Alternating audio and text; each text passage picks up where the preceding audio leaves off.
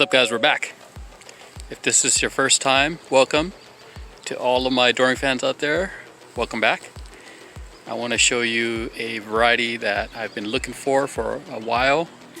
I used to actually have this a while back before I killed it. This is the Nabal Avocado. So the Nabal supposedly is a parent to the reed. Fruit size wise, it's actually supposed to be even bigger, 16 to 30 ounces roughly.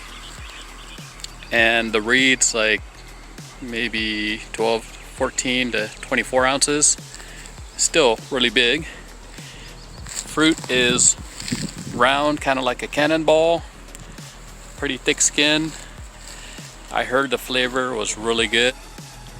So I've heard farmers who actually have this, instead of actually selling them, they end up keeping it for themselves and just eating it because it's actually really good. So I'm excited to finally get this thing back in my orchard here.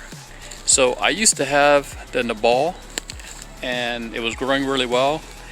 And you guys have heard me talk about the heat wave that we had in 2018 in June, July time frame, and it killed my Nabal. I was really bummed because it was a variety that I was super excited about and it was growing really well, and then I didn't do a good job of protecting it during the heat wave, and I was actually on vacation. I was away from home, so unfortunately I wasn't able to give it a little extra water and do like a shade cloth or paint the trunk or anything like that. So it died, but it's been about 3 years now and I finally have found another one to take its place. So today is Friday, June 11th, 2021. I bought this in late February of this year and I planted this in the ground April 10th or so. I'll show you a picture of when I planted this one, and I'll show you a side-by-side picture of what it looks like right now today.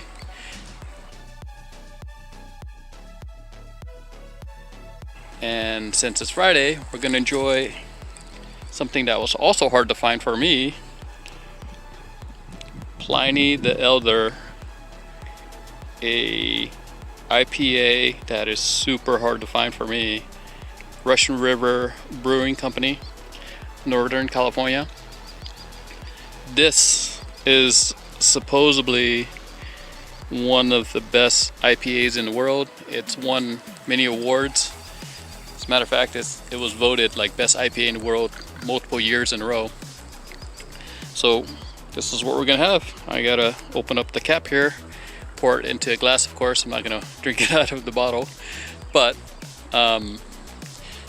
just wanted to show you this Nabal, which is doing okay. I mean, I'm still having airway problems. They are kind of coming through and biting and eating up the leaves, especially like the new growth. For some reason they really love the new growth out of this Nabal. Maybe it's just really tasty. But so the Nabal is a type B. I have it down this row. I don't know if you can see my other varieties that I have. So this is a type B. Right behind it, right there, is my Mexicola, which is a type A. I have a Fuerte, which is a type B. And I also have what's covered right there, if you can see, it's my Surprise, which is also a type B. So the plan is to kind of alternate AB, AB if possible, hoping to get more fruit that way. And also, I'm doing all sorts of different varieties here just because I want a lot of different fruit throughout the whole year instead of having just one type of fruit. They all kind of ripen all at the same time, roughly.